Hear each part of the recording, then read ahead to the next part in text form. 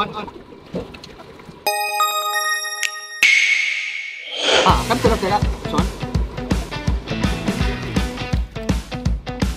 So ini adalah merupakan hari pertama bersama dengan Lynx Adventure, dan overall apa yang saya boleh katakan untuk Lynx Adventure ni, ia adalah merupakan satu bot yang berteknologi tinggi. Sesungguhnya ianya membantu pemancing untuk memancing dengan lebih baik lagi, dan dilengkapkan dengan semua sekali safety yang diperlukan untuk keselamatan kita di laut.